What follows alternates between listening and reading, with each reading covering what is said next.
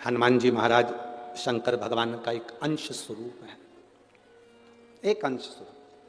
पूरी शिव महापुराण की कथा को उठाकर देखिए, स्कंद पुराण को, मत्स्य पुराण को, कूर्म पुराण को उठाकर देखिए।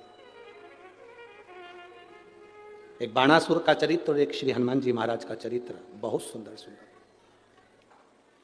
शिव का एक अंश, माता अंजना के तप साधना से शिव की प्रागट्यता और शंकर भगवान की प्रागट्यता से शंकर का स्वरूप प्रकट होना। इसीलिए तो कहते हैं शंकर सुमन केसरी।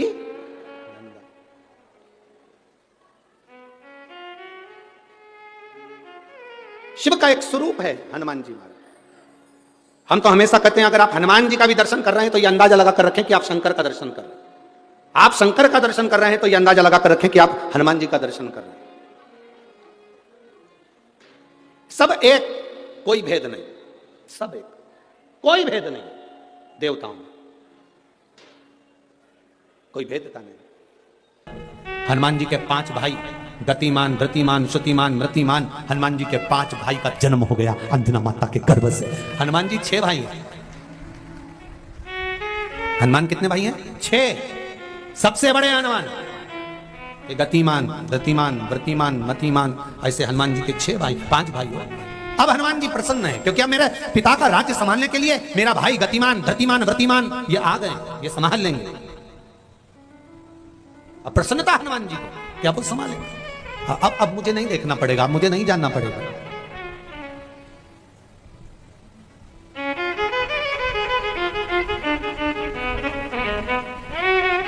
महाराज स्मरण किया और वो हृदय का स्मरण, भक्ति, चित्त, मन, दिल से किया। आप मन से, दिल से, भाव से भगवान की जो भक्ति करते हैं, भगवान सुनते हैं। मैंने तेरे ही भरोसे, उसके भरोसे पर रहना, उसके स्मरण में डूबना एक आनंद की अनुभूति है। देव जरा माइक दे उधर, बहन जी के पास माइक पे चल। ये जरूर हो सकता है अगर थोड़ा दुख भारी है, थोड़ी तकलीफ भारी है, थोड़ा कष्ट भारी है, थोड़ा समय लग सकता है। और ये होता है कई बार, हमको लगता है कि मैंने ये अनुष्ठान करा, मैंने ये पूजन करा, मैंने ये स्मरण करा, उसके बाद भी मेरा दुख नहीं कटा। हो सकता है थोड़ा समय लगे। जब ऑफिस में कोई कर्म की फाइल भारी होती है, उस फाइल को दबाने में भी समय लगता है। श्री शिवाय नमस्ते। श्री शिवाय नमस्तुभ्यम गुरुजी। हाँ जी, कहाँ से आए बाबू? हिसार से। हिसार से जी, बोलिए। बाबा मेरी इच्छा थी कि 16 साल हो गए मेरी झोली खाली है जी, कि मेरे को व्यासपीठ से एक बेलपत्र दे और मेरी झोली भर जाए। सालासर धाम आए हो ना? जी बाबा जी। बाबा झोली भर के ही भेजेगा, आप टेंशन मत ले। बस बाबा से प्रार्थना करके जाए, बेलपत्र दे देंगे पर बाबा दे देगा, ये निश्चित है। यहाँ बुलाया ही उसने उसको है जिसको झोली भरकर पहुंचाना है, ये उसकी कृपा है। श्री शिवाय नमस्तुभ्यम। बाबा से निवेदन है, बेटी उसकी कृपा, उसका स्मरण करें। और जब दिल से आप उससे कहेंगे, पहले तो निवेदन करूंगा सफेद आंकड़े की जड़ का जो प्रयोग है वो अवश्य करें।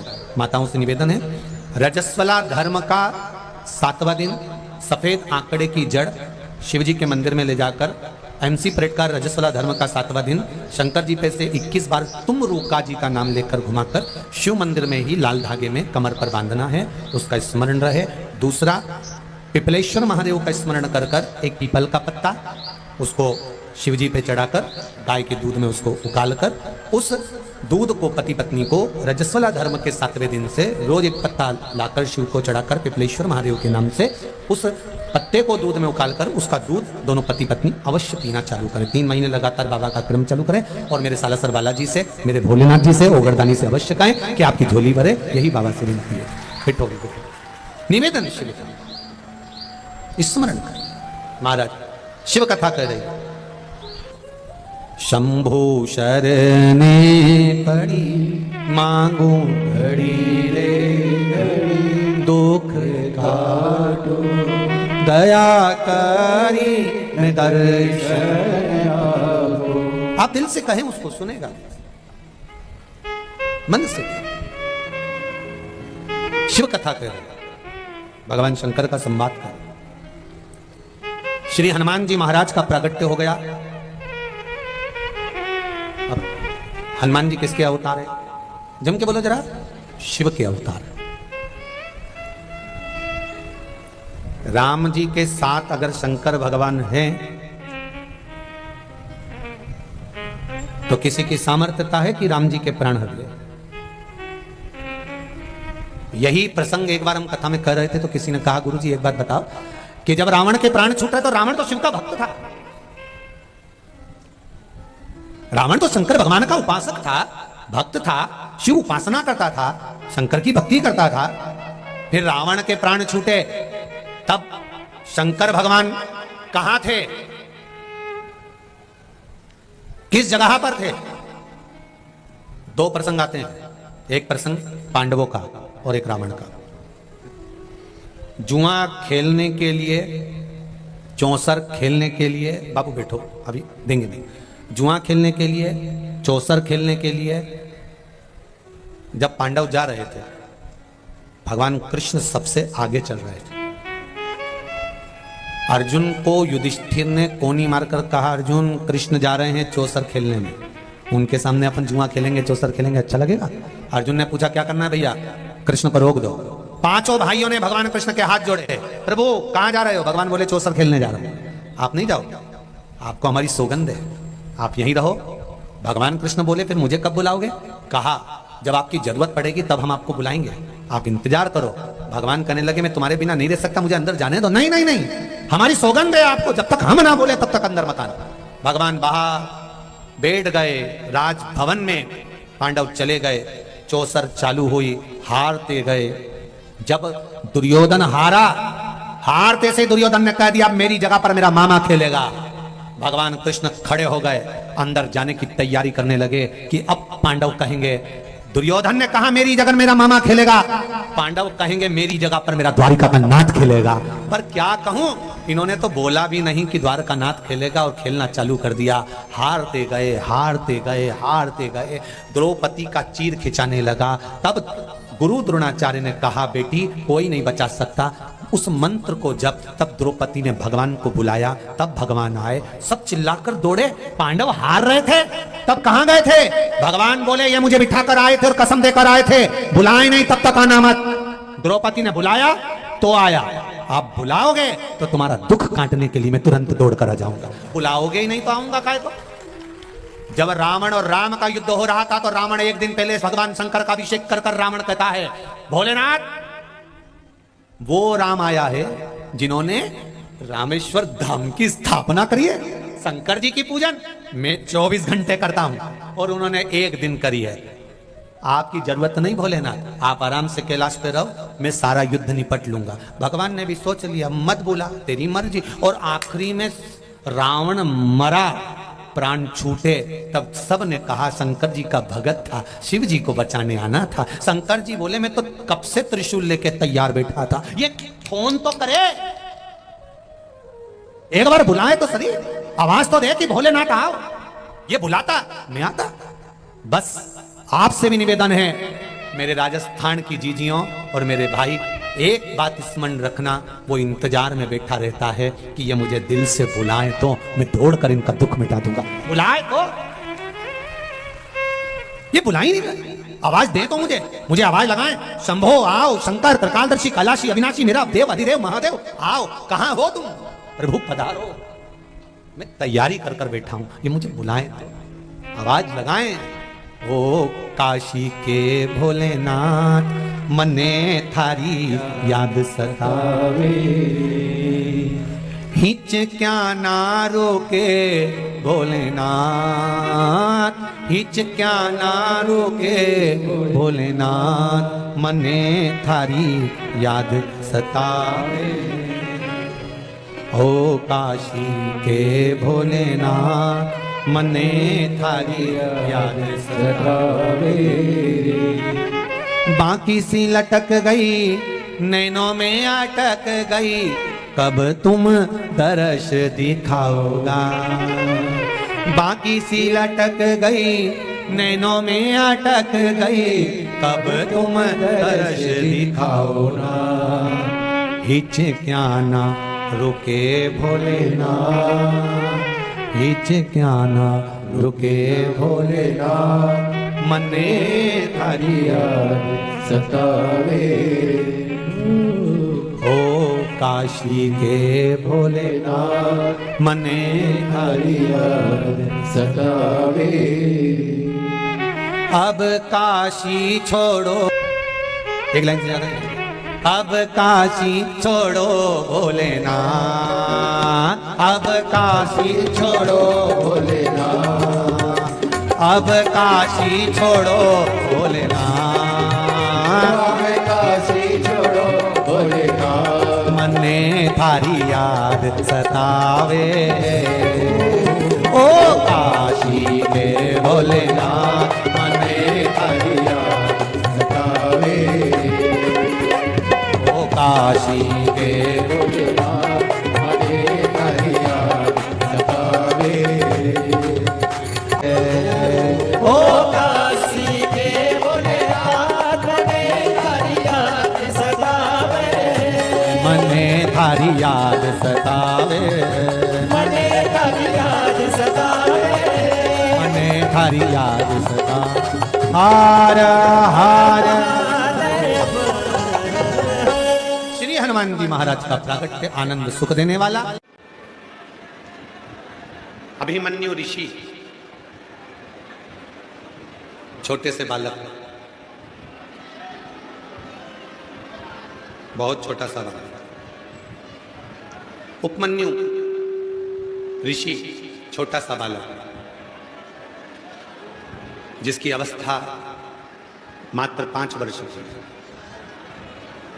उपमन्यु ऋषि 5 वर्ष की अवस्था में उपमन्यु ऋषि ने अपनी माँ से कहा, माँ मेरे सारे मित्र दूध पीते हैं, मुझे दूध पीने को दे दे माँ। बहुत साधारण से गरीब परिवार में, ब्राह्मण परिवार में, साधारण परिवार में उसका जन्म। उपमन्यु ऋषि, माँ मुझे दूध पीना है। माँ की आंखों में जल भर गया। अगर मेरे स्तनों में दूध आता अभी तो मैं तुझे पिला देती, पर अब तू 5 वर्ष का हो गया, मेरे स्तनों में दूध भी नहीं आता।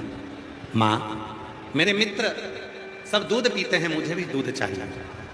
माँ ने गिलास में थोड़ा सा आटा डाल दिया, घोल दिया आटे को और अपने बेटे को दे दिया। बेटे ने जैसी आटे का दूध मुख में लिया, कुल्ला कर दिया। माँ ये तो सच्चा में दूध नहीं है। उपमन्यु ऋषि कहते हैं, माँ ये सच में दूध नहीं है, ये तो तूने आटा घोल कर दे दिया माँ। उपमन्यु ऋषि ने मुख में से पानी जैसा दूध का कुल्ला कर दिया, रोने लगा। माँ मुझे सच का दूध पीना है, माँ मुझे हकीकत का दूध पीना है। माँ की आंखों में जल भर गया। बेटा घर की परिस्थिति ऐसी नहीं है कि कहीं से तुझको दूध लाकर दूं। घर में इतना वैभव नहीं है कि मैं तुझे 1 चम्मच दूध भी कहीं से लाकर दूं। माँ मुझे तो दूध पीना है। माँ के मुख से निकल गया, उपमन्यु अगर तू दूध की जिद करता है तो संसार के लोगों को अगर कोई पेट भरने वाला है तो वो विश्वनाथ है, वो शिव है। विश्वनाथ का मतलब यही है कि कोई अनाथ ना, कोई भूखा ना। शिव है, शंकर है। पुकार उसको। अगर तुझे दूध पीना है, तेरी 5 वर्ष की अवस्था है और तुझे दूध पीना है तो शिव को पुकार। कौन मां होगी जो अपने 5 साल के बेटे को जंगल में भेज देगी? और उपमन्यु वन में चले गए 5 वर्ष के। पार्थिव शिवलिंग का पूजन करते, पार्थिव शिवलिंग बनाकर, मिट्टी का शिवलिंग बनाकर बैठ गए, तप में लीन हो गए। इतनी साधना, इतनी साधना, इतनी साधना करी, इतनी साधना करी, इतनी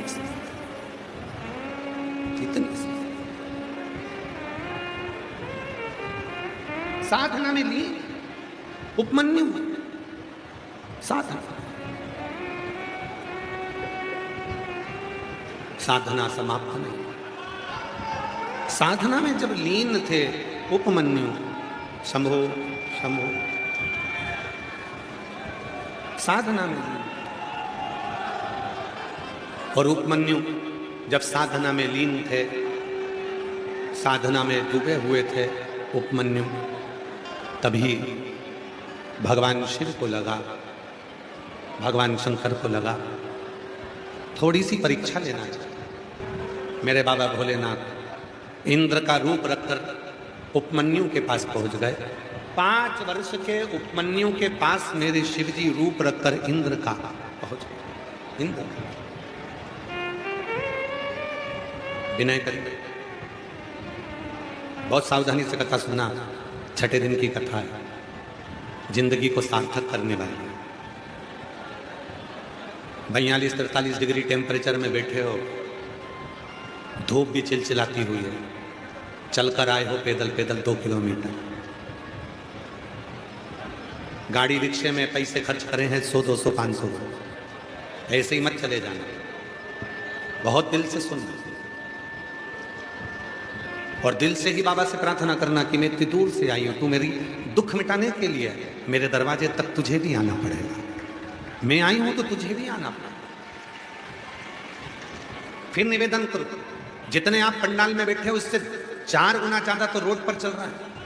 जो अभी तक पहुंचे नहीं है, पैदल पैदल पैदल पैदल चले आ।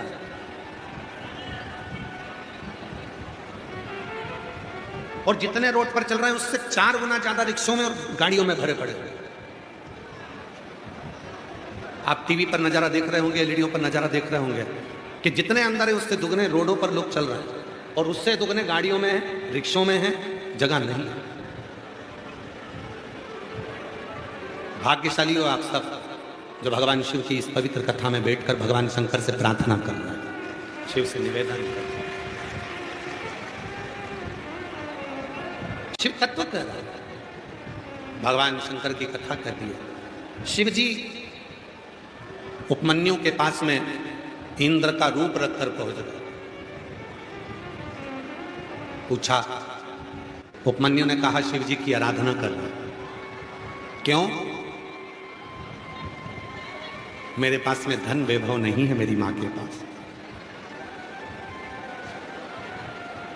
तो धन नहीं है, वैभव नहीं है, सत्ता नहीं है, लक्ष्मी नहीं है, तो तुम शिव की साधना क्यों कर रहे हो? अगर करना है तो भगवान विष्णु की साधना करो, ब्रह्मा जी की साधना करो, जो लक्ष्मी को दे सकते हैं, धन दे सकते हैं, संपदा दे सकते हैं, वैभव दे सकते हैं। अगर तुम्हें साधना करना है तो भगवान विष्णु लक्ष्मी की करो, ब्रह्मा ब्रह्माणी की करो, गरुण की करो, वरुण की करो, शिव की क्यों कर रहे हो? उपमन्यु ने जो कहा, एक एक भक्त के हृदय में वो बात बैठना चाहिए। उपमन्यु ने कहा, इंद्रदेव मैं शिव जी की आराधना इसलिए कर रहा हूं, मेरे भोले बाबा भले सोने के महल में नहीं रहते, मेरे भोले बाबा भले धन के पलंग पर नहीं रहते, पर मेरे भोले बाबा वीराने में रहकर, शमशान में रहकर, कैलाश पर रहकर भी मेरे भोले बाबा किसी को खाली नहीं रखते, वो सबको दे दे। एक आदमी को मैं भेज दो। मेरे भोले बाबा सबको वैभव देते हैं, मेरे भोले बाबा सबको संपदा देते हैं, मेरे भोले बाबा सबको सब कुछ देते हैं। और खाली न जाता दर से तुम्हारे, खाली न जाता दर से तुम्हारे, मैं भी खड़ी हूँ नंगे बांध पसारे, अपने हृदय से लगा लो, लगा लो, गिरा जा रहा हूँ, उठा लो, उठा लो, भोले अपने दर से अब तो न टालो, गिरी जा रही हो, उठा लो, उठा लो। शिव से कह सकते, शंकर से कह सकते। उपमन्यु ने कहा, जो कोई नहीं दे सकता वो मेरा महादेव दे सकता। भूखे को भोजन, प्यासे को पानी, जय बाबा बर्फानी, वो दुनिया को दे सकता है, वो मेरा देव है। वो दुनिया को दे सकता, खुद के पास भले कुछ ना हो तो भी सब दे।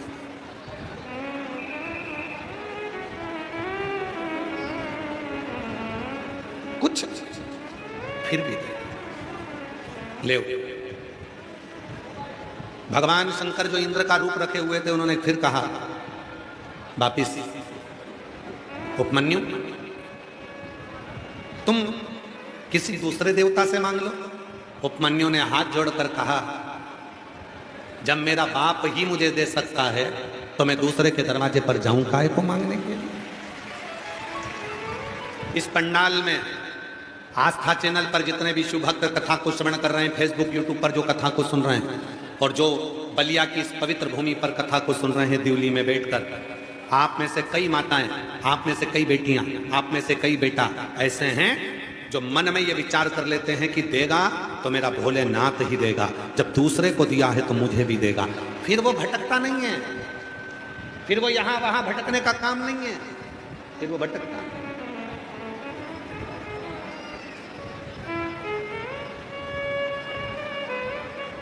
उसके पास भटकने का काम नहीं रहता, फिर तो वो शिव पर समर्पित होगा, समर्पण भटकेगा। तेरे दरबार की बाबा निराली शान देखी है, तेरे दरबार की बाबा निराली शान देखी है, तुझे देते नहीं देखा पर झोली भरी देखी है, तुझे देते नहीं देखा पर झोली भरी देखी है। मुख दुनिया मोड़ेगी बाबा तुम मुखड़ा, मुख दुनिया मोड़ेगी बाबा तुम मुखड़ा, मेरी लगी परी दीन बाबा तू इस शिव महापुराण की कथा की एक लीला 30 साल हो गए कथा वास्ते वास्ते। 30 साल में ये शिव महापुराण की जो लीला देखी वो ये देखी, और 3 महीने में मेरा भोलेनाथ ना जाने कैसे उनकी झोलियां भर दे। नहीं देता तो यहां कोई नहीं आता, नहीं देता तो कौन आता।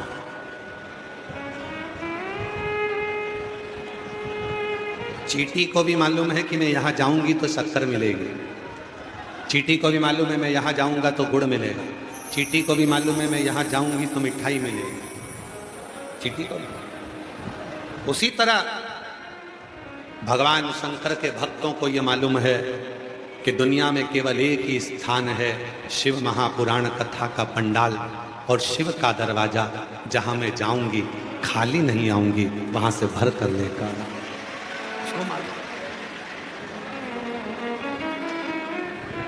उसको मालूम, इसीलिए उसके स्मरण में रहता, उसको मालूम।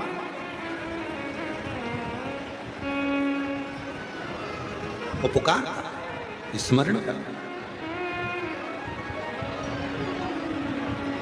शिव कथा कर रहे, भगवान शंकर का चरित्र कर रहे।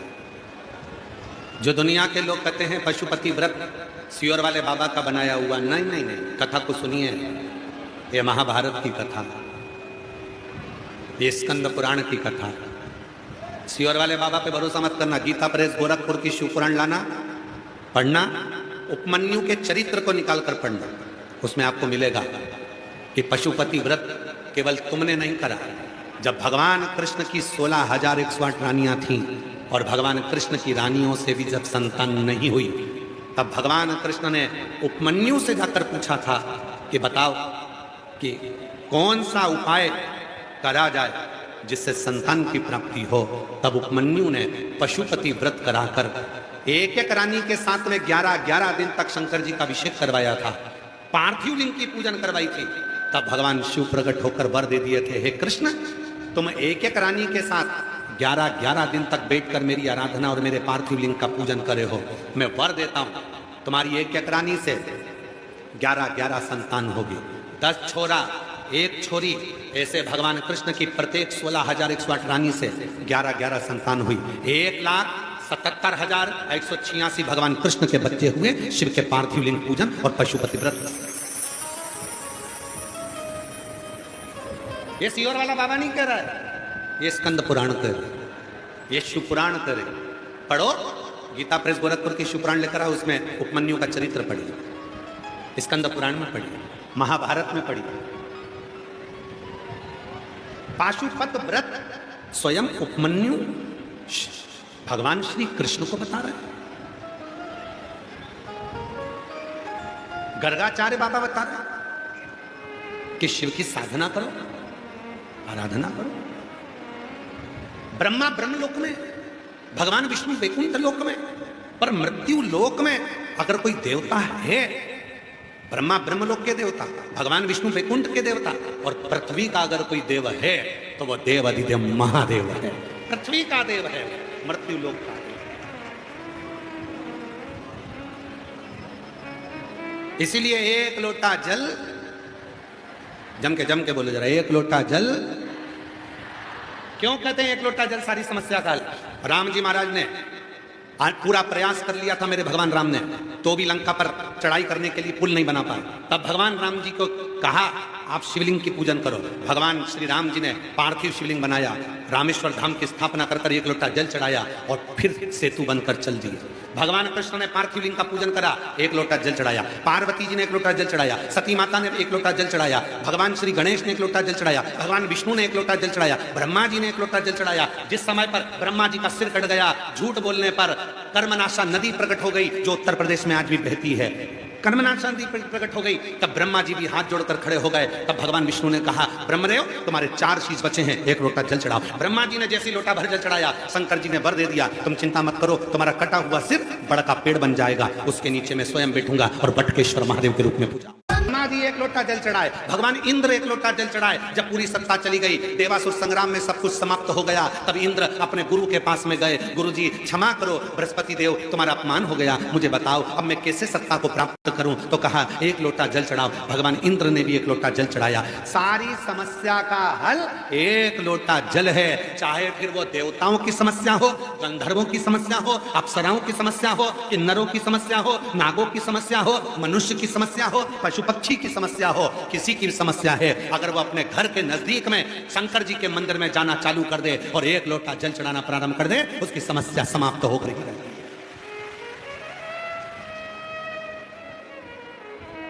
और भगवान शिव से प्रार्थना करो जैसे बलिया वालों ने करा, जैसे बलिया वालों ने करा।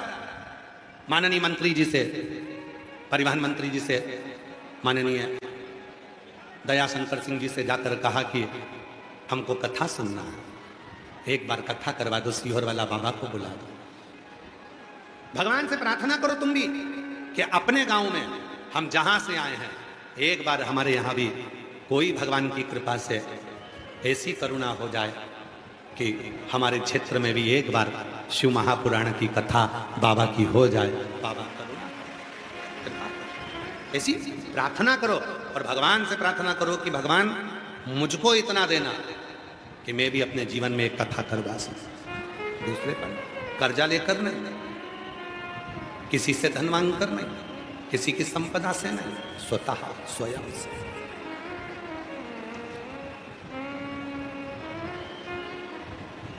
तेरे दरबार की बामा निराली शान देखी है, तुझे देते नहीं देखा पर झोली भरी देखी है। वो देता है, देवता देते हैं पल्ला झाड़ कर, और मेरा महादेव देता है छप्पर फाड़ कर। तो देखो कम नहीं देता। भगवान कृष्ण ने तो एक संतान के लिए पाशुपत व्रत किया,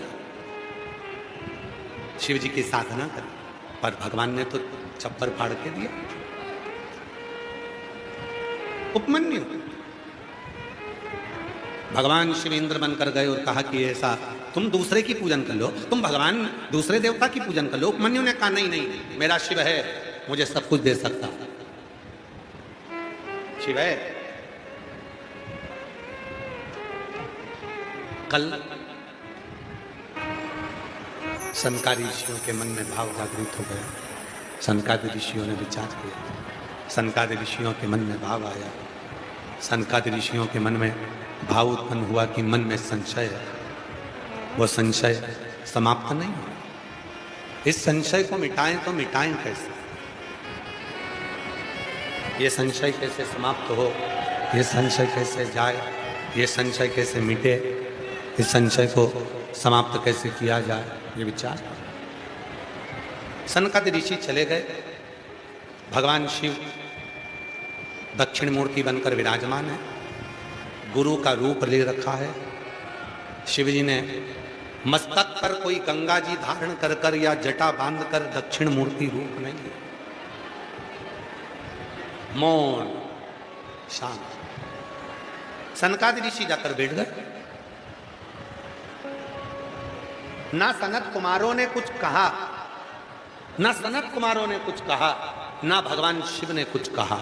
सनत कुमार चारों की चारों भाई जाकर बैठ जाते हैं और भगवान शंकर दक्षिण मूर्ति बनकर विराजमान, नेत्र बंद है, मौन है, शांत हैं, स्मरण में डूबे हुए हैं और सनकादि ऋषि उनको केवल निहार रहे हैं। सनकादि ऋषि उनको केवल देख रहे हैं, सनत कुमार केवल उनको देख रहे हैं, सनत कुमार केवल उनको देख रहे हैं, केवल कुछ नहीं। शिव पुराण कहती है मान लो, शंकर भगवान की कथा कहती है मान लो। यदि जिंदगी में अगर कोई तकलीफ बहुत बड़ी आकर खड़ी हो गई है जिसका कोई हल ही नहीं निकल रहा, दक्षिण मूर्तेश्वर महादेव का नाम लेकर, दक्षिण मूर्तेश्वर महादेव का नाम लेकर जब हम शिव को एक बेलपत्र भी समर्पित करते हैं तो शिव गुरु के रूप में हमारे जीवन में आकर हमारे दुखों को समाप्त करना प्रारंभ करते हैं। इसीलिए शिव जी का एक नाम दक्षिण मूर्ति है।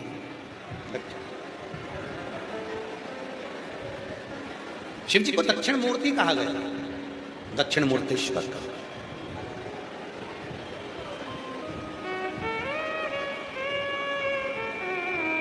एक प्रसंग आता है बड़ा सुंदर। तारकासुर का।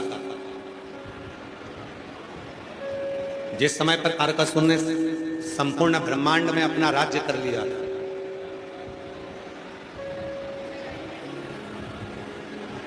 पूरा ब्रह्मांड, पूरा संसार तारकासुर ने अपने अधीन कर लिया। ब्रह्मदेव से वर मांग लिया था, ब्रह्मा जी से वर दो मुझे, अगर मैं मरूं तो शिव जी के पुत्र के द्वारा मैं ये वर प्राप्त कर लिया। पर तारकासुर के मन का एक भाव था कि मैंने ब्रह्मा जी से वर जरूर मांगा कि मैं शिव के पुत्र के द्वारा मरूं, और ब्रह्मा जी ने तथास्तु भी कह दिया है, पर समझ में ये नहीं आता कि देवताओं को तो श्राप लगा है कि तुम्हारे घर में संतान नहीं हो। ये देवताओं को तो श्राप है ना कि उनके घर में संतान नहीं होगा। देवताओं को तो श्राप लगा कि उनके घर में औलाद नहीं होगी, संतान नहीं होगी, संतान की प्राप्ति नहीं होगी, संतान का सुख नहीं आएगा। और ये श्राप किसने दिया था? पिपलाद की मां सुवर्चा, कि मेरा बच्चा गर्भ में है और देवताओं ने अपने हित के लिए मेरे पति को मार दिया। तारकासुर को यह बात मालूम थी कि देवताओं को तो ये श्राप लगा है कि इनके घर में औलाद नहीं होगी, संतान नहीं है, और मैंने वर मांगा कि मरूं तो शिव जी के पुत्र के द्वारा मरूं, तो फिर पुत्र कैसे होएगा? जब जब श्राप लगा है देवताओं को कि औलाद नहीं होगी, तो फिर औलाद होगी कैसे? पर ब्रह्मा जी भगवान शिव जी के पास में पहुंचे, साथ में भगवान विष्णु भी थे। बड़े आनंद में भगवान शंकर कैलाश पर बैठे, भगवान शंकर कैलाश पर विराजमान, कैलाश पर बैठे। और भगवान विष्णु और भगवान ब्रह्मा दोनों पहुंच गए।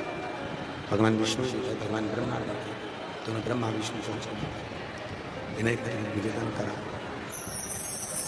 शिव जी से कहा, प्रभु भगवान शंकर से कहा, भगवान शंकर से बोले कि ब्रह्मा जी ने तो वर दे दिया, ब्रह्मा जी ने तो वर दे दिया, और ब्रह्मा जी ने वर दिया है कि तारकासुर की मृत्यु शिव के पुत्र के द्वारा होगी, भगवान शंकर के पुत्र के द्वारा होगी। ये तो वर दिया, पर सारे देवताओं को तो श्राप लगा है कि इनके घर में औलाद नहीं होगी। फिर ये तारकासुर मरेगा तो मरेगा कैसे? ये तारकासुर का अंत कैसे हो? भगवान नारायण ने एक बात कही, देवता का काम है विधान लिखना, देवता का काम है विधान बनाना, देवता का काम है भाग्य लिखना, पर लिखे हुए भाग्य को पलटने की जवाबदारी तो केवल एक में ही है, और वो देवाधिदेव महादेव। कोई पलटेगा नहीं पलटेगा, लिखे हुए लेख को पलटने की अगर कहीं बल है, लिखे हुए लेख को पलटने का अगर कहीं बल है, तो वो देवाधिदेव महादेव। अकाल मृत्यु वो मरे जो काम करे चंडाल का, काल उसका क्या बिगाड़े जो भक्त हो महा।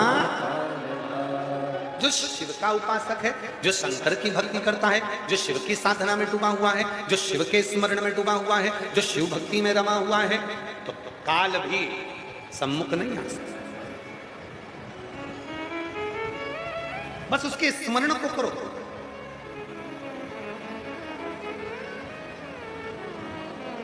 उसके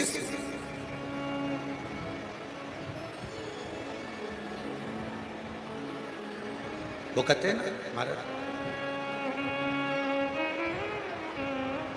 उस शिव से प्रार्थना करते हुए वो कहे, देवा महादेवा, ओ देवा महादेवा, सारी उम्र करूं तेरी सेवा, बाबा जी मेरी लाज रखना, भोले जी मेरी लाज रखना, बाबा जी मेरी लाज रखना, भोले जी मेरी लाज रखना, ओ देवा ओ देवा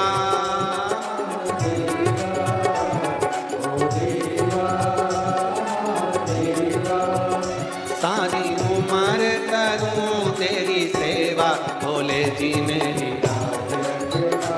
पीछे वाले भी दोनों हाथों से,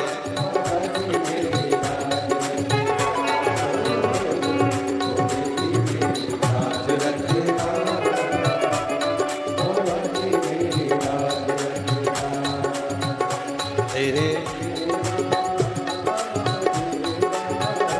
ओ देवा महादेवा, सारी उम्र करूं तेरी सेवा, भोले जी मेरी लाज रखना, बाबा जी मेरी लाज रखना, बोलो बोलो, भोले जी मेरी लाज रखना, बाबा जी मेरी लाज रखना। तेरी जटा में गंगा विराजे, तेरी जटा में गंगा विराजे, तेरी जटा में गंगा विराजे, तेरी जटा में गंगा विराजे, सरे भरत लगाए गोता, बोले जी मेरी लाज रखना, बाबा जी मेरी लाज रखना, बोले जी मेरी लाज रखना, बाबा जी मेरी लाज रखना। ओ देवा देवा, ओ देवा देवा, सारी उम्र करूं तेरी सेवा,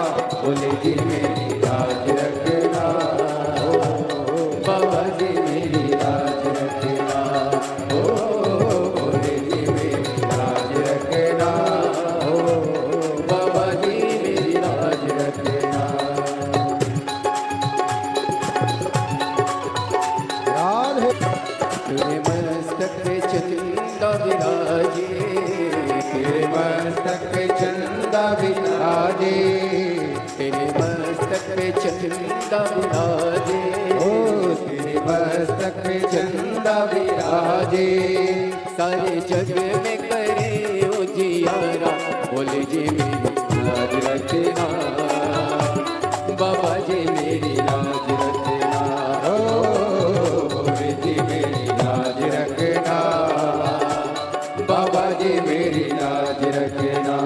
ओ देवा महादेवा, ओ देवा महादेवा, सारी उम्र करूं मैं तेरी सेवा, बोले जी मेरी लाज रखना, ओ बाबा जी मेरी लाज रखना, ओ बोले जी मेरी लाज रखना, बाबा जी मेरी लाज रखना।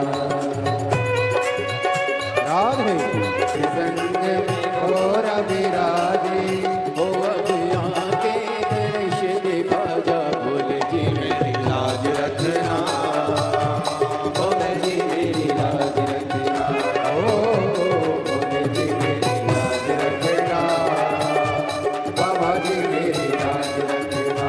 ओ देवा देवा, ओ देवा महादेवा, सारी उम्र करो तेरी सेवा, बोले जी मेरी लाज रखना, ओ बाबा जी मेरी लाज रखना, ओ बोले जी मेरी लाज रखना, बाबा जी मेरी लाज रखना। राधे करूं तेरी सेवा, बाबा जी मेरी लाज रखना, ओ बोले जी मेरी लाज रखना, ओ बाबा जी मेरी लाज रखना, बाबा जी मेरी लाज रखना, बाबा जी मेरी लाज रखना, ओ बोले जी मेरी लाज रखना, बाबा जी मेरी लाज रखना, बोले जी मेरी लाज रखना, बाबा जी मेरी लाज बोले जी मेरी लाज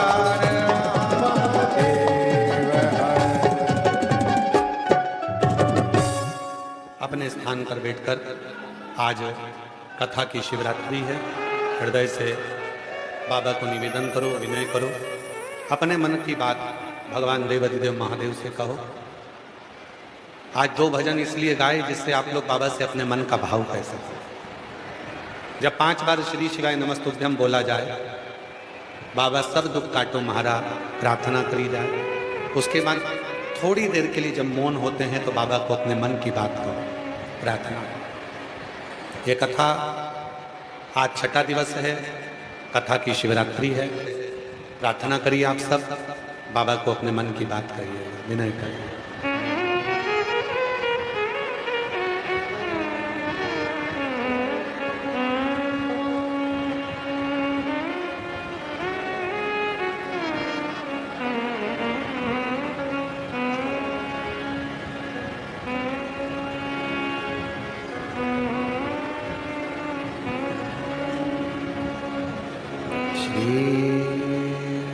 शिवा नमस्तु, श्री शिवा नमस्तु, श्री शिवा नमस्तु, श्री शिवा नमस्तु, श्री शिवा नमस्तु। भोला सब दुख काटो हमारा, ओ भोला सब दुख काटो हमारा। शिव शंकर जपो तेरी माला, भोले बाबा जपो तेरी माला।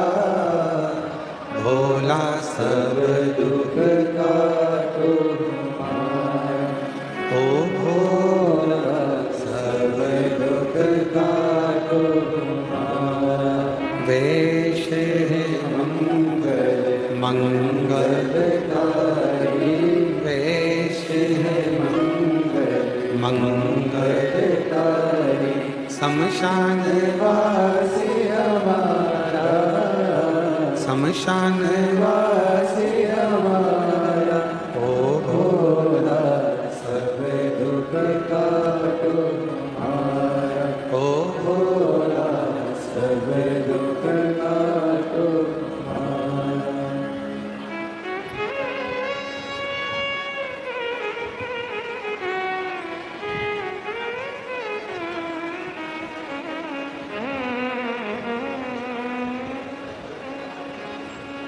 बाबा देव देव महादेव भगवान शिव ओगड़दानी त्रिकालदर्शी कैलाशी अविनाशी भगवान शंकर की पवित्र कथा कर शिव नाम का होना, भगवान शंकर के नाम की गड्डी का होना जरूरी, शिव मंत्र का होना जरूरी, शिव का स्मरण होना जरूरी। एक सुंदर सी कथा आती है शिव महापुराण की, कुमार खंड की। कुमार खंड की कथा कहती है, कुमार खंड का चरित्र कहता है। बढ़ा दो, थोड़ा बढ़ा रहे हो तो बाहर का बढ़ा दो, जिससे लोग चिल्लाना थोड़ा कम कर दें।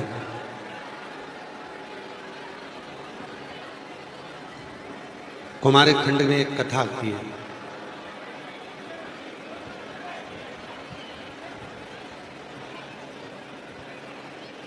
षडानंद कार्तिकेय बाबा अपने माता पिता को प्रणाम कर कर श्री शैलम की यात्रा पर चले।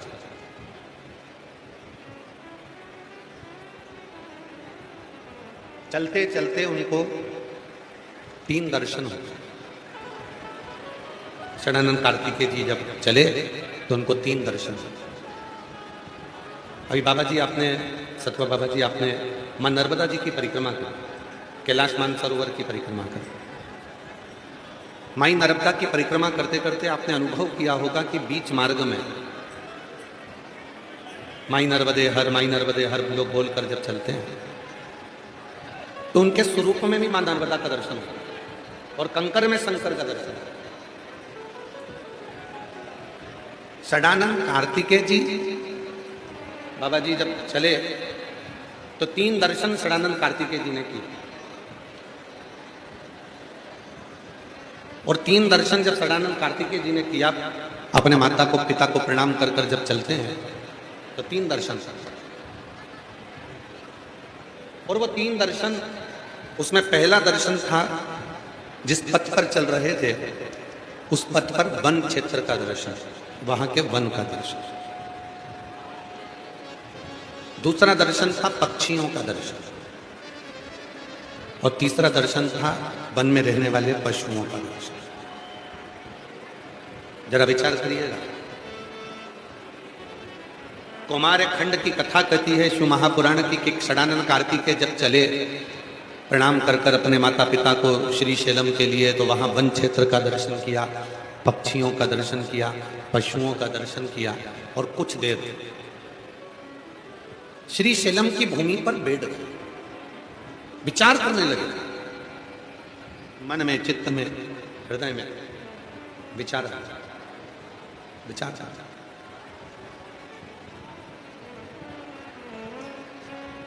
कि ये पूरे वन क्षेत्र में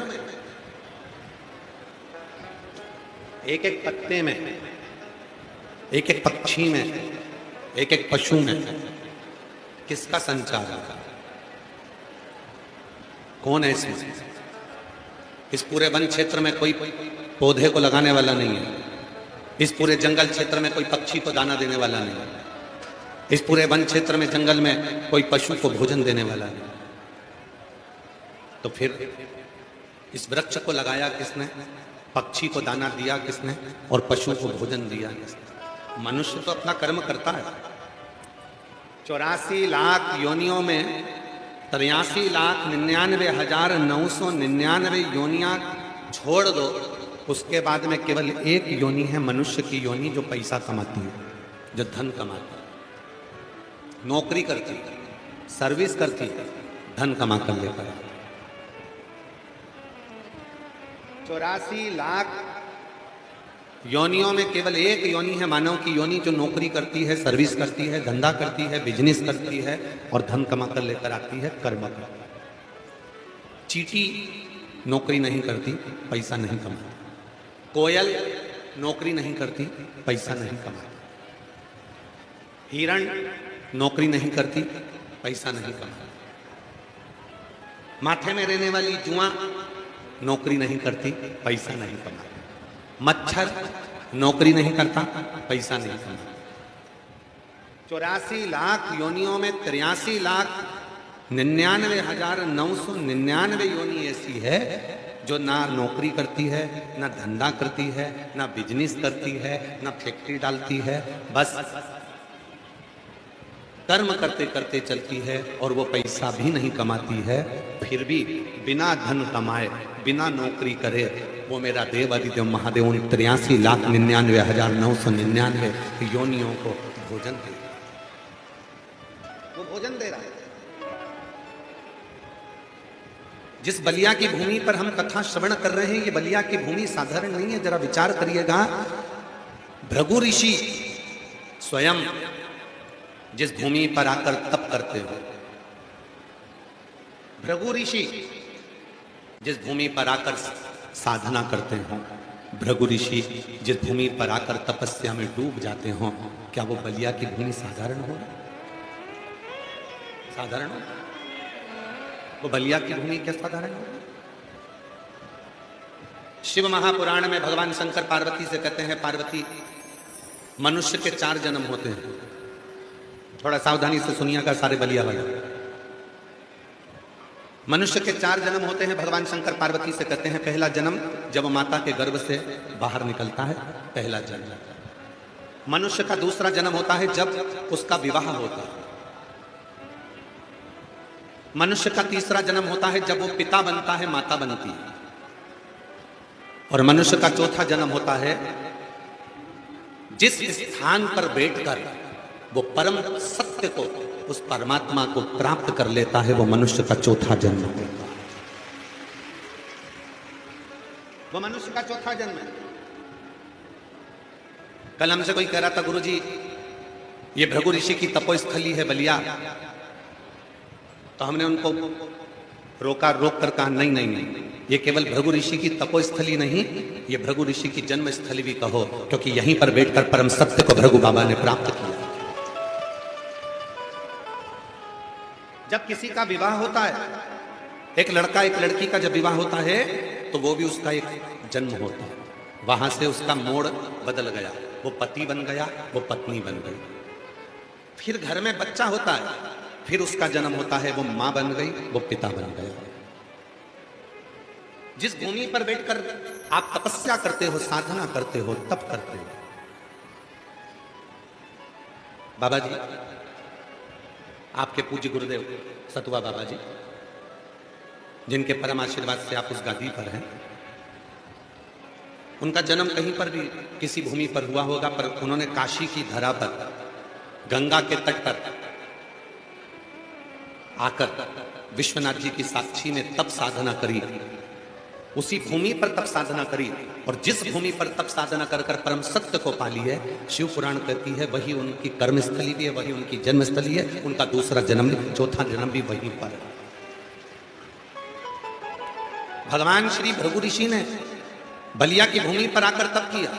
भगवान श्री भृगु ऋषि ने बलिया की भूमि पर आकर साधना करी। भगवान श्री भृगु ऋषि ने यहां पर आकर जब तपस्या करी, साधना करी, तो शिव महापुराण की कथा में भगवान शंकर पार्वती से कहते हैं कि मनुष्य के 4 जन्म होते हैं। पहला जन्म है मां के गर्भ से जन्म लेना, दूसरा जन्म है पति पत्नी जब बनते हैं, दूसरा जन्म, तीसरा जन्म जब वो माता पिता बनते हैं, और चौथा जन्म जब वो परम सत्य को प्राप्त करते हैं। तो भृगु बाबा ने यहाँ आकर जब अपने उस परम सत्य को पाने के लिए जब तप और साधना करी होगी, तो भगवान भृगु ऋषि की जन्मस्थली भी यही कहलाई जाएगी, परम सत्य को पाया। अब एक कथा है, एक गुरुजी आए, गुरुजी ने आकर पूछा एक बेटी से, अपनी शिष्या से, तुम्हारी सास की उम्र कितनी है? 15 साल। ससुर की उम्र कितनी है? 22 साल। तुम्हारी उम्र कितनी है? 38 साल। पति की उम्र कितनी है? कल ही पैदा हुआ है। जरा ध्यान देना इस संवाद।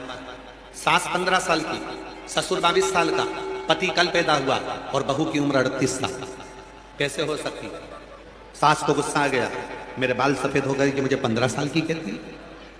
ससुर जो 65-70 का हो रहा है उसको ये 22 साल का कहती है।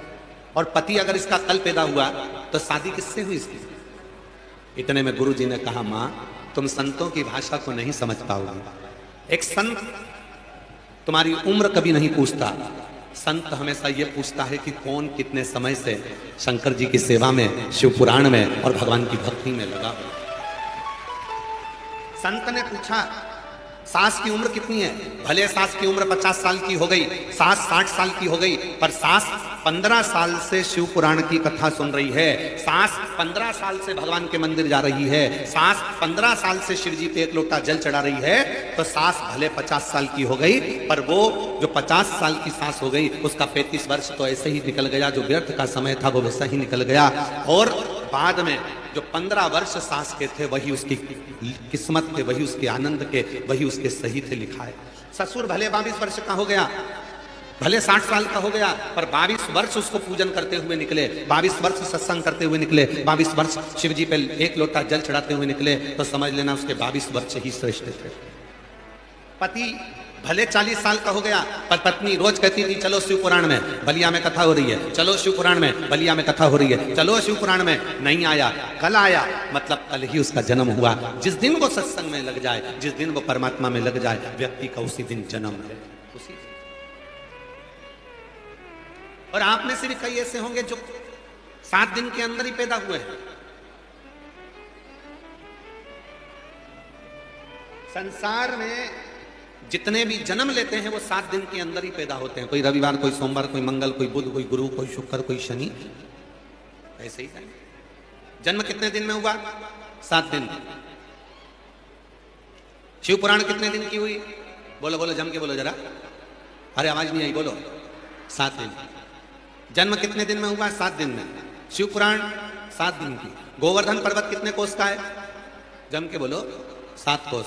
भगवान कृष्ण ने गोवर्धन पर्वत को अपनी उंगली पर उठाया, कितने दिन तक उठाया? 7 दिन तक।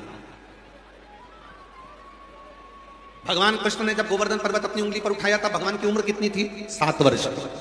7 वर्ष के भगवान ने 7 कोस के गोवर्धन पर्वत को 7 दिन तक अपनी उंगली पर उठाकर रखा। भागवत जी 7 दिन की, शिव पुराण 7 दिन की, हमारा और आपका जन्म 7 दिन का, रविवार, सोमवार, मंगल, बुध, गुरु, शुक्र और शनि। रविवार को जन्म हुआ, सोमवार को बड़े हुए, मंगलवार को ब्याह हुआ, बुधवार को बच्चे हुए, गुरुवार को बीमार पड़े, शुक्रवार को हॉस्पिटल गए, शनिवार को सीताराम हो गए। 7 दिन ऐसे ही निकल गए, जीवन के 7 दिन ऐसे ही समाप्त हो।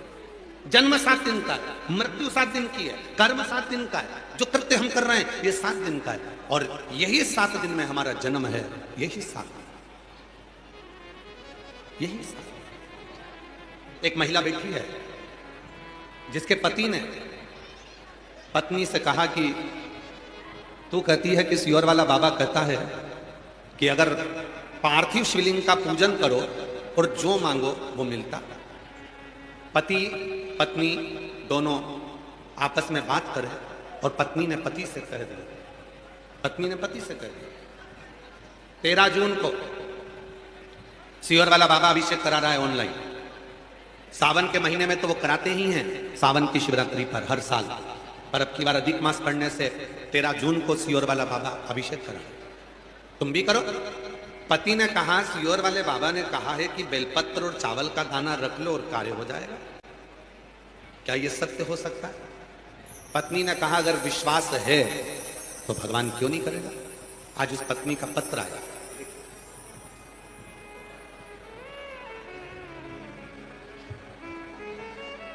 पत्र देखिए। मैं पूजा देवी, पति गोपाल कुमार, SDS कॉलेज, भगवान बाजार, छपरा, सारण से आई। कहीं बैठी हो तो हाथ हिला सकते। मैं पूजा देवी, पति गोपाल कुमार, मैं SDS कॉलेज, भगवान बाजार, छपरा, सारण से आई। गुरुदेव, मैं यहां केवल 13 जून को अधिक मास के शिवरात्रि पर कराए गए अभिषेक का चमत्कार बताने के लिए आए। अधिक मास की शिवरात्रि को 13 जून को जो अधिक मास की शिवरात्रि पर कराए गए अभिषेक का चमत्कार बताने के लिए आए। गुरुदेव, मेरी जिंदगी बहुत तकलीफ से गुजरी थी। मेरे पति सरकारी नौकरी की तैयारी कर रहे थे, ना जाने उन्हें कितने फार्म भरे होंगे पर उनकी किसी में भी सिलेक्शन नहीं हुआ। ऐसा कोई काम नहीं होगा जो मेरे पति ने किया नहीं होगा। एक काम करते फिर दूसरा पकड़ते, दूसरा करते फिर तीसरा पकड़ते, एक एक जगह उनका स्थिर परमानेंट का काम नहीं हुआ। फिर मेरी माँ ने आपकी कथा के बारे में बताया, सब जगह से हार गए गुरुदेव, कोई रास्ता नहीं नजर आ रहा था। तब मेरी माँ ने आपकी कथा के बारे में बताया और मैंने कथा सुनना प्रारंभ करी। एक लोटा जल भरकर शिवालय पहुंच जाती, बाकी का सब बाबा पर छोड़ देती। गुरुदेव, मेरा भरोसा इतना आप पर है कि आप जो कहते हो मैं वो सब करती हूं और मुझे विश्वास है मेरा बाबा करेगा। एक दिन मेरे पति ने मुझसे जिद कर ली कि तेरा गुरुजी सियोर वाला बाबा बोलता है कि घरों में पार्थिव शिवलिंग बनाओ, पूजन करो, उसका फल मिलेगा। आज मैं अगर पार्थिव लिंग की पूजन करूं घर में बैठ के टीवी के सामने, तो क्या सियोर वाले बाबा के कहने से मेरी सरकारी नौकरी लग सकती है? मैंने अपने पति से कहा यदि विश्वास रखकर करोगे तो मिलेगा जरूर। 13 जून अधिक मास को शिवरात्रि पर मेरे पति और हम दोनों अभिषेक किया और बाबा से यही मांगा कि बाबा जो मेरे पति के मन में चल रहा है आप वो करना और जो अच्छा हो वो करना।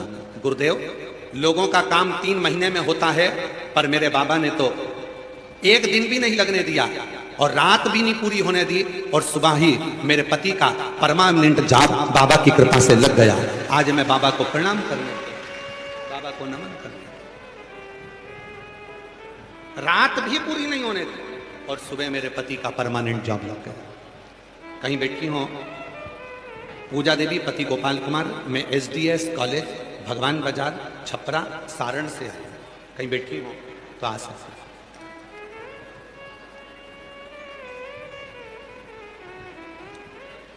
जो दिल से मांगोगे वो दिल से दे देगा, जो दिल से मांगोगे वो दिल से दे देगा।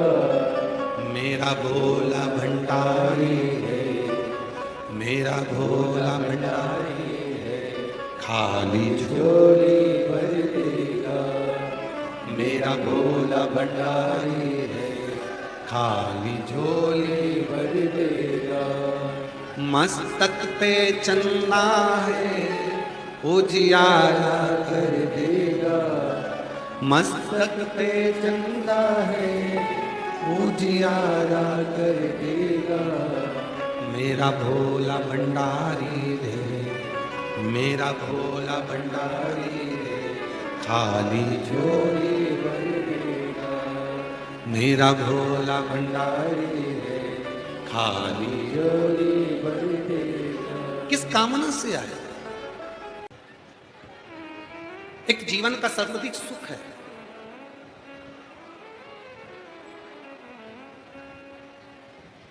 शिव नाम। षडानंद कार्तिकेय जी जा रहे हैं, उन्होंने 3 चीजों का दर्शन किया, वन क्षेत्र का, पक्षी का, पशु। दर्शन करते करते चले, विचार करा 83,99,999 योनियां कोई नौकरी नहीं करती, कोई धन नहीं कमाती, तो भी पेट भरने वाला वो देव अधिदेव महादेव पेट तो भी। अजगर करे ना चाकरी, पंछी करे ना काज, दास मलू का कह गए सबके दाता। कोई दूसरा नहीं करता, करने वाला। और प्रभु आपकी कृपा से सब काम हो रहा है। प्रभु आपकी कृपा से सब काम हो रहा है। आप ही के पति ने अभिषेक किया और विश्वास के साथ करा और बाबा की कृपा से परमानेंट जॉब हो गया। शिव की कृपा से जोरदार ताली बजाना साथ करते हो भोले बाबा, मेरा नाम हो रहा है। भोले आप कृपा से सब काम हो रहा है, भोले आपकी कृपा से सब काम हो रहा है। इसीलिए शिव कथा कहते, शिव पुराण कहते, शिव तत्व कहते। विश्वास कब होगा? जब हमारा समर्पण पूर्ण होगा। शिव जी को क्या चाहिए? सबने कथा में सुना है, शिव जी को एक चावल का दाना देना और आखा देना पूर्ण देना। शिव जी को टूटा हुआ अक्षत भी नहीं दिया जाता।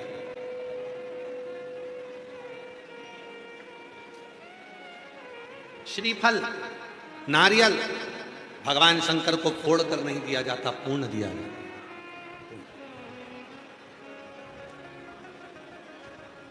शिव जी को पूर्ण चावल का, पूर्ण।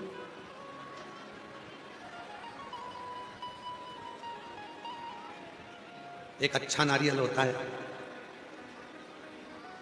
एक बेकार नारियल होता है।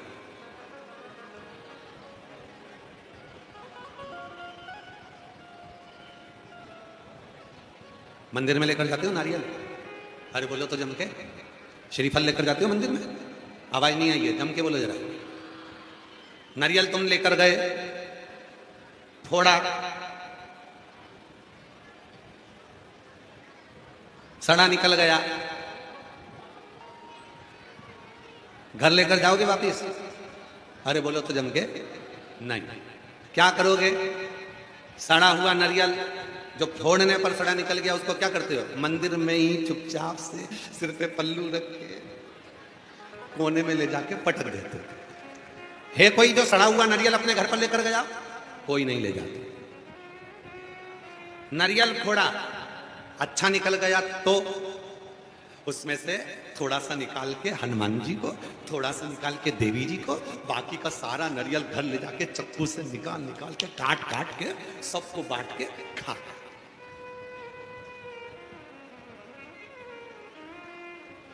पूरा नारियल। शिव जी मुस्कुराए, गणेश जी मुस्कुराए, हनुमान जी मुस्कुराए, देवी माता मुस्कुराई कि नारियल इसके प्रेम के भाव से नवरात्रे का इसने पूरा व्रत किया, मंगलवार का पूर्ण व्रत किया, इसलिए इसके नारियल को ये दुकान पे से लाया था तो बजा बजा कर लाया था, अच्छा देख कर लाया था, चटका के लाया था, फिर भी मंदिर में नारियल सड़ा निकल गया। समझ लेना कि भगवान ने पूर्णता में उसको स्वीकार कर लिया, वो आधा नहीं लेना चाहता था। बजाकर देखा, कानों में आवाज लगाकर देखा कि नारियल में पानी की आवाज आ रही कि नहीं आ रही, उसको चटका कर देखा कि उस नारियल में आवाज आ रही कि नहीं आ रही, उसके बाद भी अच्छा है, बेहतरीन है, पानी वाला है, सब बढ़िया, और थोड़ा बेकार निकल गया। आपने दुकान वाले से जाकर कहा मेरा नारियल तो बेकार निकल गया? नहीं नहीं नहीं, नारियल तो अच्छा ही था, बजा कर लाए थे, आवाज चटका कर लाए थे, खूब जोरदार नारियल बड़ा छाट कर लाए थे, उसके बाद भी अगर वो सड़ा निकल गया, खराब निकल गया, समझ लेना कि उस देव अधिदेव महादेव ने पूर्णता में स्वीकार कर लिया। वो तुझे अधूरा नहीं भेजना चाहता था, पूर्ण रखा।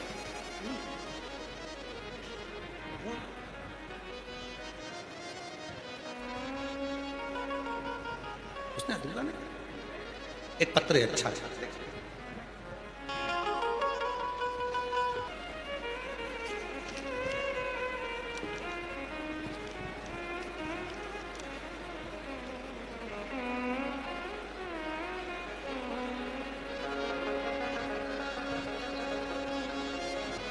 सुनील केसरी, पता मीरगंज आरा, जिला भोजपुर बिहार, पत्नी सुनीता केसरी। सादर प्रणाम, मेरा नाम सुनीता केसरी है, कहीं बैठी हो तो हाथ हिला सकती हैं। पत्नी सुनीता केसरी, भोजपुर बिहार, मीरगंज आरा से शिवपुराण कथा नियमित रूप से सुनती आ रही है। गुरुदेव, एक लोटा जल और पशुपतिनाथ व्रत का क्या बखान करूं? बाबा, मेरे को 2023 से शरीर के एक साथ 4 रोग हो गए थे। छाती में गठान हो गई थी, टीवी हो गई थी, टाइफाइड हो गया था और पीलिया हो गया था। 4 रोग हो गए, छाती में गठान हो गई, टीवी हो गया, टाइफाइड हो गया, पीलिया हो गया। तब डॉक्टरों ने बोला इनको पटना ले जाओ। अस्पताल में एडमिट करा गया, इलाज चालू हुआ। डॉक्टर भी समझ नहीं पा रहे थे कि चारों रोग में से कैसे कंट्रोल करें। फिर भी मेरे पास इतने पैसे नहीं कि मैं अस्पताल में जाकर बहुत समय तक रह सकूं। हॉस्पिटल में पैसा बहुत लग रहा था। फिर किसी ने कहा, सियोर वाला बाबा कहता है 1 लोटा जल शिव जी को चढ़ाओ और उस पानी को लाकर आचमन करो। बस मेरे बच्चों ने वही करना प्रारंभ करा और आज बाबा की कृपा से मैं पूर्ण तरह से स्वस्थ होकर अपने घर आ गया। गुरुदेव, मेरे 2 बच्चे जो मेरी सेवा में लगे रहे, एक बेटा एक बेटी, आंखों से आंसू बहाते कहते मम्मी तेरी सेवा हम हॉस्पिटल में कर रहे हैं पर हमारी पढ़ाई नहीं कर पा रहे। तू तो कहती है कि सीहोर वाला बाबा कहता है कि नौकरी लग जाती है अगर दिल से शिव को जल चढ़ा। मैंने अपने बच्चों से कहा कि तुम पशुपतिनाथ का व्रत करना शुरू करो, पशुपतिनाथ का व्रत करना शुरू करो और बाबा पर विश्वास पूर्ण करो। सीहोर वाला बाबा जो बोले वैसा करो। हमने 5 व्रत पूर्ण करे। मेरी तबीयत भी बाबा ने ठीक कर कर मुझे घर भेजा और बाबा की कृपा से मेरे बच्चों की ऐसी कृपा मेरे शिव जी ने कर दी। पशुपतिनाथ करते से ही मेरे बेटे का 12th बीपीएससी द्वारा शिक्षक में सरकारी नौकरी के पद पर मेरे बेटे की नौकरी लग गई। गुरुदेव, सोचा नहीं था कि शिव इतनी कृपा करते हैं। हम तो केवल हॉस्पिटल में भी मोबाइल पर कथा सुन रहे थे और मेरे बाबा ने दूसरी कृपा ऐसी करी, मेरी बहू भी नौकरी जेईई इंजीनियर पद पर मेरी बहू को भी नौकरी लग गई। आज मैं बाबा को यहाँ पर धन्यवाद देने के लिए आई हूँ। गुरुदेव, बाबा बाबा है, जब देता है तो छप्पर फाड़ कर देता है। ये शिव की ओर शंकर की।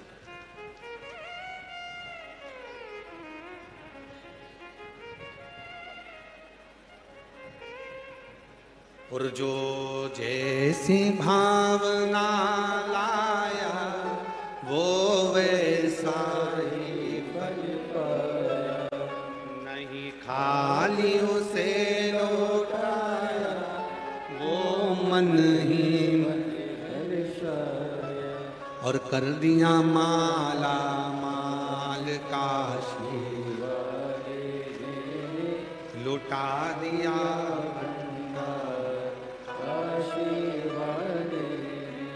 उस बहन ने पत्र में लिखा, उसने अपने पत्र में लिखा, हॉस्पिटल में भी मैं मोबाइल पर कथा सुनती रही। मेरे बच्चों से कहती रही कि तुम हिम्मत मत हारना, वो हाथ पकड़ेगा छोड़ेगा। दुख है, तकलीफ है, कष्ट है, परेशानी है, आप उसका स्मरण तो करो। फिर वही वाली बात आ गई जो परसों कही, भीड़ में तन्हाई प्यार की गहराई मुझे तुम याद आते हो, मुझे तुम याद आते हो। भीड़ में तन्हाई प्यार की गहराई मुझे तुम याद आते हो, मुझे तुम याद आते हो। उसका स्मरण तो करो। तकलीफ आई, कष्ट आया, परेशानी आई, और जैसे ही परेशानी आई वैसे ही तुम्हारे चित्त में, तुम्हारे मन में, तुम्हारी वृत्ति में, तुम्हारे हृदय में शिव का मंत्र श्री शिवाय नमस्तुभ्यम स्मरण में आ गया। 1 लोटा जल लेकर तुम शिव के धाम चले गए। तुमने भरोसा कर कर भगवान शंकर पर पूर्ण विश्वास करा, और भरोसा कर कर जब तुम शिव के पास गए, निश्चित है तुम्हारा वो भरोसा सफल होगा और शिव तुम पर कृपा जरूर करेगा। ये निश्चित। क्यों आए हो बलिया की भूमि पर? क्यों बैठे हो इतनी तपतपाती हुई धूप में? 40-45 डिग्री टेम्परेचर में बैठकर कथा का रसतत्व ग्रहण करना। कीचड़ पानी में जब पानी गिर गया तो कीचड़ में बैठकर भी कथा का रसतत्व ग्रहण करना। क्यों आए? आने वाले एक एक भक्त को मालूम है, अगर मैं शिव की कथा के पंडाल तक गई हूं तो मेरा महादेव भी मेरे दुख मिटाने के लिए मेरे पीछे पीछे मेरे घर तक जरूर आए। उनको मालूम,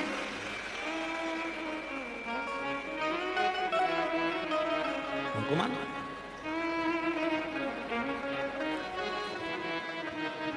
वो मालूम, इसीलिए आप लोगों से कहते हैं अपने अपने घर के दरवाजे पर एक एक स्टिकर चिपका दो। कौन सा स्टिकर? श्री शिवाय नमस्तुभ्यम। एक स्टिकर ले जाओ, अपनी अड़ोसन को दो, पड़ोसन को दो, पीछे दो, धड़ोसन को दो, चिपका दो, क्योंकि स्मरण रहे।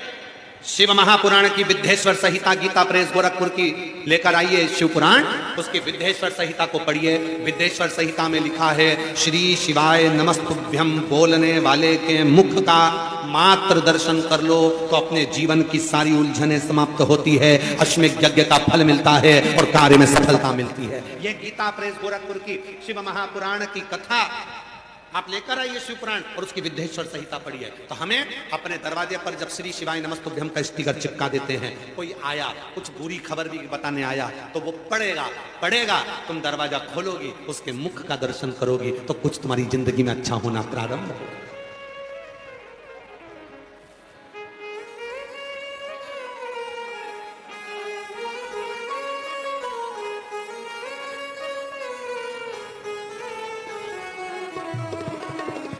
शिव से प्रीति जो दक्ष प्रजापति शिव जी को थोड़ा सा नीचा दिखाना चाहते थे और साक्षी है शिव महापुराण की। देव ऋषि नारद ने भगवान शंकर को नीचा दिखाने का प्रयास करा तो देव ऋषि नारद को बंदर का मुख लगा। बंदर का मुख लगा यार। दक्ष प्रजापति स्वयं शिव को नीचा दिखाना चाहते हैं तो उनको बकरे का मुख लग जाता है।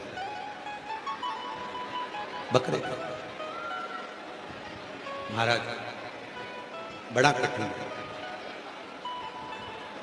शिव जी के पथ पर चलना बहुत कठिन है। शिव महापुराण की कथा कहती है आप शिव जी से कितना प्रेम करते हैं, शिव जी के प्रति कितनी प्रीति रखते हैं, शंकर के प्रति कितना समर्पण है आपका, ये कोई दूसरा नहीं जान सकता, आप स्वयं जान। कोई दूसरा नहीं जानेगा इसको, आपको स्वयं। एक बात पूछें, आप तो गंगा जी के तट पर रहते हो, सरयू जी के तट पर रहते हो, कोई यमुना जी के तट पर रहता है, कोई सरस्वती के तट पर रहता है, कोई त्रिवेणी के तट पर रहता है, उत्तर दीजिएगा।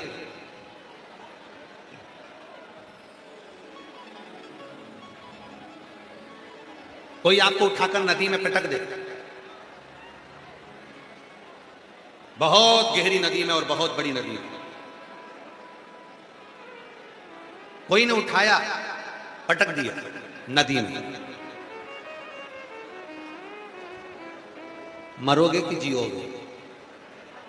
जम के तो बोलो, आवाज नहीं आई, जम के बोलो जरा।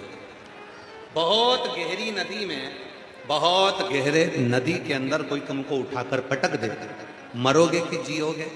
तो शिव पुराण की कथा कहती है मरेगा वो जिसको तैरना नहीं आता। जिसको तैरना आता है कोई पटक भी देगा तो वो निकल कर बाहर होगा। निकल मरेगा कौन? जिसको तैरना नहीं।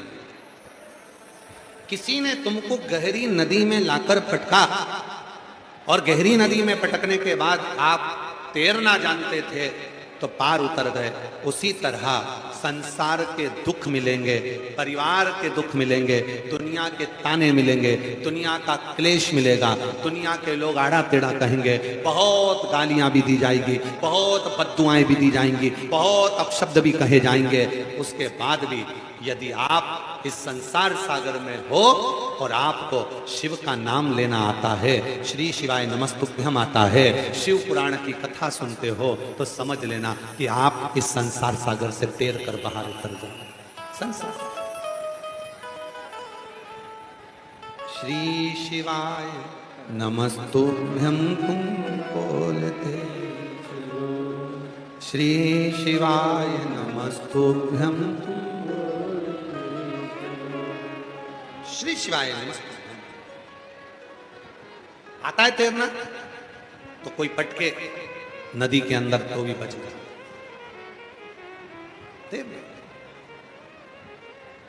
तैरना नहीं आता तो कोई ने पटक दिया तो मृत्यु निश्चित है। संसार में कई लोग हैं, परिवार में भी ऐसा होता है, जेठानी ने कुछ कह दिया तो देवरानी का मुंह खुल गया, 3 दिन तक डिप्रेशन में पड़ी रही। बताओ, मैं इतना करती रहती हूँ, दिन भर उनकी इतनी मेहनत करती हूँ, इतनी सेवा करती हूँ, उसने मेरे से ऐसा कर दिया। देवरानी कुछ बोल दी तो जेठानी को लगता है कि मैंने इतना करती हूँ, उसके बाद भी मेरी देवरानी मुंह फुला के रहती है, वो मेरे लिए अच्छी नहीं रहती है। अर्थात हम ये विचार में पड़े हुए हैं, अर्थात हम ये सोच में पड़े हुए हैं कि किसी ने कुछ कहा और वो हमारे हृदय को लग गया, दिल चित्त को लग। कई लोग कहते हैं उसने मेरे से ऐसा कहा था, वो मेरे यहां लगा। महाराज जी, कई लोग कहते थे उसने ऐसा कहा था तो मेरे को यहां लग गया, और यहां लग गया तो मरते दम तक नहीं भूलूंगा। क्यों भैया? उसने कुछ कहा और तुम्हें यहां लग गया और तुम मरते दम तक नहीं भूलोगे। सीहोर वाला बाबा तो कितना कितना कहकर जाता है, वो भी तो यहां लगना चाहिए और मरते दम तक नहीं भूलना चाहिए। तो बात कोई कुछ कह दिया, आग लगे बस्ती में, जम के बोलो जरा, आग लगे बस्ती में अपन रहो मस्ती में, क्या किसको रोइए चादर तान के सोइए, अपने को क्या करना। कितना झगड़ा कराया तुम लोगों ने, हट हट पीछे मेरी जगह, कितना झगड़ा। और अभी 11 बजे कथा विराम हो जाएगी, उसके बाद देखें कितने लोग झगड़ते जगह के लिए, कितने